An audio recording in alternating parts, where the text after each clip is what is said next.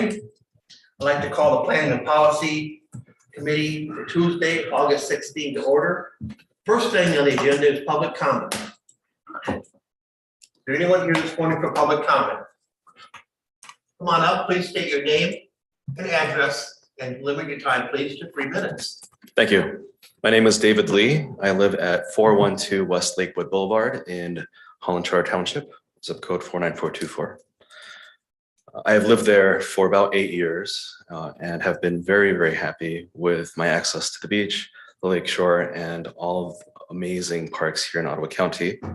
I am a renter though, so I do have a landlord. I graduated Hope College in 2005. I'm here to support the statement on diversity, equity, and inclusion, as well as the office. I want to thank the commissioners and everyone here today for taking a bold step when others would not, to state affirmatively that inclusion and diversity are important to the county. Ottawa County is my home, and it's also my home more than just as a place. I grew up in the tradition of the Reformed Church in America. My father was a pastor, my grandfather was a pastor. I have missionaries way back generations of my life. So even though I grew up in New Jersey, I grew up kind of in the RCA. By the time I got to Hope College, I felt like I was home. It was really cool. And I've stayed for quite a long time since graduating. As an immigrant, I am a first-generation immigrant. So I was born in South Korea, and my family moved to New Jersey when I was very young. I'm very accustomed to being in places and around being around people that challenge my very existence, that make me uncomfortable. And knowing that the County of Ottawa chooses to take a stand has been very reaffirming to me. Today, I serve on the board of the Lakeshore Nonprofit Alliance, as well as the Holland Young Professionals. I've worked for about 7 years helping to put practical kindness to work at Community Action House, which provides food for thousands of people. I have tried my best to give back to the community that I frankly love. This past Saturday, I also got to perform with the Holland Symphony Orchestra. I'm a violist. I was principal violist during that concert, and it's great. We had a mariachi band from LA, and we had a lot of the Hispanic community members there, just in a really awesome concert. These are things that I think really bring add beauty and wealth to our shared land. Lighthouse Immigrant Advocates is where I currently work, and that was one of the nonprofits that was kind of one of the loud voices that helped establish this office and led to the statement as well. We firmly believe that this is a core of what Ottawa County is. Dutch immigrants helped settle this place back in the 1800s, and their heritage and their entrepreneurship and their care for others has always been, I think, the core of what I believe in. So that's all to say, I really do support the statement. It's a simple statement, which I love. I'm also a marketing person. I think it doesn't have to be 12 pages long. I also appreciate how direct and straightforward it is in what it's trying to say. So please know that at least one concerned citizen supports forwarding this on to the full Board of Commissioners for vote. Thank you. Thank you. Thank you. Anyone else for public comment? Seeing none, we'll move on to the consent agenda. So we have 2 items today. On the consent agenda will be the approval of the agenda and the approval of the minutes of the July 19th, 2020 Planning Policy Committee. So move. Second. With motion and support, any discussion on those 2 items? All those in favor say aye. Aye. Opposed, the same sign, motion passes. Under action items, the first is the retirement policy, and the motion is to approve and forward to the Board of Commissioners the revised retirement policy for review and comment. Second. We have a motion and support on that. This is really mostly a housekeeping issue. So we're, when we talk about regular part-time employees, we're really talking benefited employees. So that's why we replaced that. And it clarifies or states what is already the case, so that any employees that are hired prior to 2012 or 13, depending on which group they are in our defined benefit pension plan. And those hired after those dates are in our defined contribution plan. And So it's really kind of just updating our current status on that. And it, again, puts in writing what we already require, that if someone's looking to retire under the DB plan, the defined benefit pension plan, they've got to provide 90 days notice. Likewise with those in the defined contribution plan. So it's really just sort of updating language of what we're already doing. Any comments and questions on that? Seeing none, all in favor, say aye. Aye. Opposed, same sign, motion passes. Under the Ottawa County Statement of Diversity, Equity, and Inclusion, and the motion is to approve and forward to the Board of Commissioners. Ottawa County Statement on Diversity, Equity, and Inclusion. Second. Anything on that, John? No, it's based on obviously quite a few meetings with some of the commissioners to discuss this, and at the commissioner's direction, they asked that this be brought up before the Planning and Policy Committee, and it kind of spells out, you know, tries to explain what our vision is and how DE&I contribute to that vision, and also, you know, what it's not. So it's not an effort to demean any group of people at all. So it's really just trying to provide a succinct statement of what it means.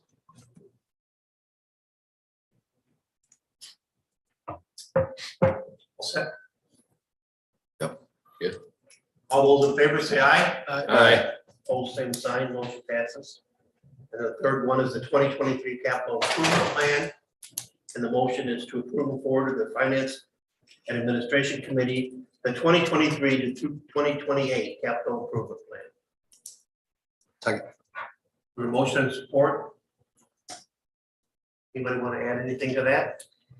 Every year, this is an annual document that we prepare looking out and planning. We've been doing it now for probably, I've been here almost 9 years. So we've been doing it almost 9 years. And initially, I think people were very focused on the next year or the year after. So our out years were pretty light. You see that planning being improved with this process. And so our document is getting more robust, and you're seeing projects going in the out years. We also, just as a comment in the plan this year, we are this will move on to finance, and it will become part of the 2023 budget. So that 2023 column would be, the plan would be to appropriate those funds to start those projects. One of those projects is $100,000 to work with an architect about the mental health pod in the jail. That particular project is one that, you know, might have been or may be a good candidate for some county initiative ARPA funding. And so we wanted to make sure we have the right pricing. So as when we go to a phase 2 of that with the ARPA task force, we would be better prepared to respond to that. So that's why putting forth something for this September 30th didn't seem possible, because I don't really think we have necessarily all the best estimates yet. And we don't want to bring forward a project that hasn't been well thought out. The other thing, but it does show that the mental health pod in 2024. So if the other funding is not available, potentially looking for a different funding source or directly from the county. Another thing is the capital master plan that was completed a few years ago. I think Blake, all of facilities, is really still trying to take all that information, understand it, and incorporate it into this document. So there are some projects here, a lot of them are the roofing projects that came through that master plan, that whole process. But I think there are a fair number of projects that aren't reflected in this plan because we haven't been able to take that document yet with facilities and really incorporate it into this planning document. So I think there's the potential for, as next year comes, for a lot more projects to make this even a more robust planning tool, which is our ultimate goal, to kind of look out 5 years and see what those needs are. And then what we're doing is we're asking departments, okay, what are your needs in year 6? So we have like the next year's planned out, but what are you in the future years? So just trying to continue to work towards that goal. I think every year we're making strides in that direction. I think the campus master plan, once that gets incorporated, and some other things with facilities, I think we'll really be taking additional steps forward towards that goal. But there are things in here that, so there could be additional changes in 24, 25, 26, but 23, that is moving forward to finance. If you approve this item, it will move forward to the finance committee for kind of the same discussion and overview. And then also rolled into the 23 budget, which will also be discussed with finance, is the projects in that 2023 column.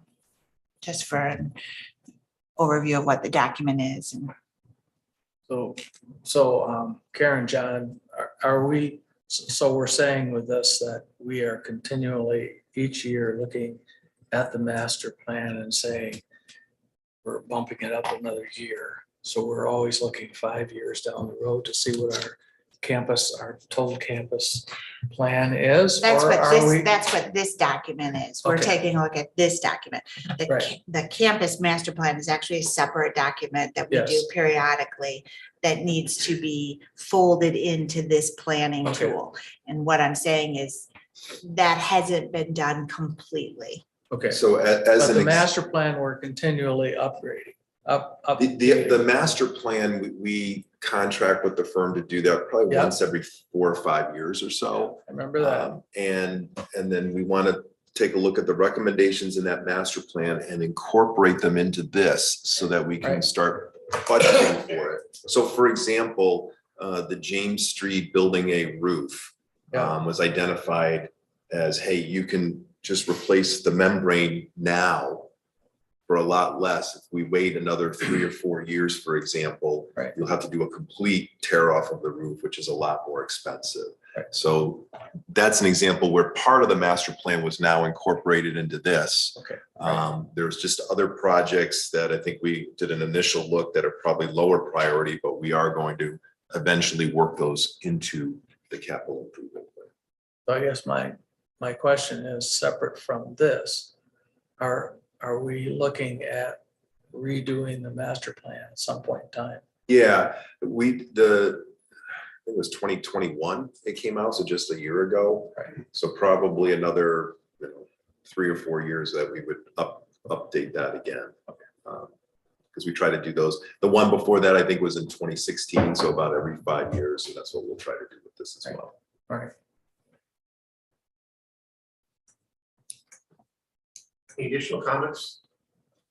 With motion and support, all those in favor say aye. All same sign, motion passes. Under discussion items, legislative issues and priorities. Go ahead, John. So I met with Bob DeVries, and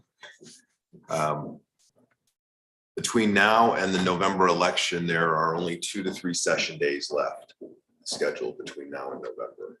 And I think those are in sometime in September, and then after that, they're in full campaign mode. So you think, wow, it's what, August 16th? So you have lots of time, but he said right now there are only 2 or 3 session days scheduled until November. And then after that, you obviously have lame duck, and anything can happen during lame duck. So he doesn't, even though you think there's a lot of time, he doesn't expect a lot of movement on a lot of the stuff that we have. I did, number 2, allow remote participation in open meetings. This is a little, there's a different bill that he thought might have more chance of passing than the one that we had in there before. And so this bill here, as you know, commissioners can only meet remotely at board meetings if they're on military duty. This bill would allow a member of, in this case, the Board of Commissioners to participate via Zoom, or Teams, if there's at least a quorum of the board members physically present in the room. And so a member of the public body, a commissioner, could attend remotely no more than 10% of the meetings or 3 meetings per year, whichever is less. And that person would have to provide written notice to the rest of the board, and the board would have to, if they object to it, then, and that objection is upheld, then that member would be considered, an unexcused absence if the board wanted to do that. So it does also say that the board, if it has an annual meeting or any type of public hearing, those have to be in person. Those cannot be done via Zoom or remotely. So we'll see what happens with that. I know we've had, this came up at some of our board meetings, that we've had people come up asking the county to adopt a resolution to reform the auto insurance reform. And we have not taken a position on that because, as you know, that doesn't really impact the county itself. So with our board rules, we don't do that. I did ask Bob about this as a curiosity.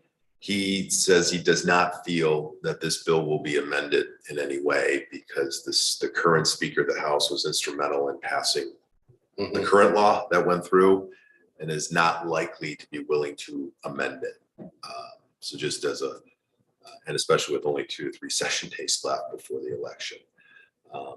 So be that as that may, again, I know we've been approached about taking a position on that, but we're usually pretty judicious as to when we support or oppose legislation, and it's on issues that affect us directly. Bob further reiterated that, when counties or municipalities send in resolutions in support or in opposition to something, those don't carry a lot of sway. He just says, this is just from my one-on-one meetings with them, those don't carry a lot of sway anyway, regardless of the issue. So again, that's that particular, I know we've been approached, that particular auto reform is not on our list of priorities. So we are not taking a position either for or against it. And, but he didn't feel that the efforts to revise or amend that auto reform had much of a chance of success, just because the current speaker was heavily involved in the passage of the original bill. So. Any additional questions or concerns for John? Thank you, John. Next is a second opportunity for public comment.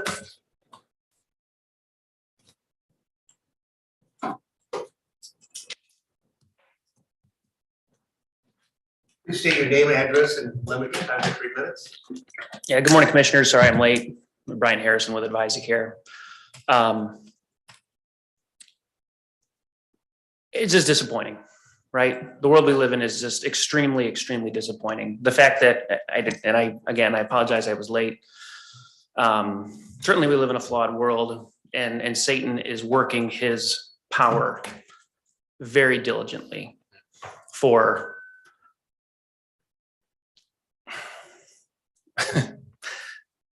for not good things. I understand you guys won't do a resolution, and that's fine. And as it was mentioned, there's only 2 session days left, which is, I wonder why we have people in positions that work for the state when that's the case. Thank you all for doing what you do. Thank you for being here. Thank you for being elected officials that care about your county. Again, we've been doing this for about 18, 19 months, and it's so disheartening, the legislative powers and priorities that fall into place. And when there's a mistake that's made, we just can't admit that there was a frickin' error and correct it. And again, I'm not saying that to you. I know I came in late. Appreciate you guys talking about it today, truly. And I'm just, you guys are my sounding board this morning, so thank you. Because I didn't know what I was going to say this morning or what we were going to talk about. And so it is very difficult to continue to care for these folks when no one else in positions of power, and we reach out again to diffs, and diff says, yeah, can't help with that, sorry. But then letters and summaries come out from the Insurance Alliance saying there's only 12 complaints at diffs. Well, it's because diffs won't accept complaints and actually deal with them. Right? Our state entity doesn't deal with it. But again, I know I'm all over the place. I apologize. Thank you guys for talking about it this morning. Thank you for caring. Thank you for being here. And certainly we'll continue to advocate as long as we can to care for these folks that again paid for things that now they can't have access to. So again, that's all I got. Yeah. Have a good rest of your day. Thank you.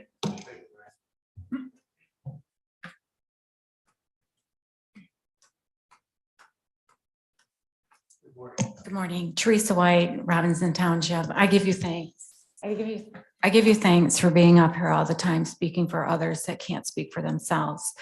So I'm in the same boat. Just after the last time I spoke, I wasn't meant to spoke today, but our granddaughter has had her respite now taken away. So she only has schooling left here in this county. So I don't know where her future ends up in this county, but she's going to be aging out of whatever's offered. Thank you very much.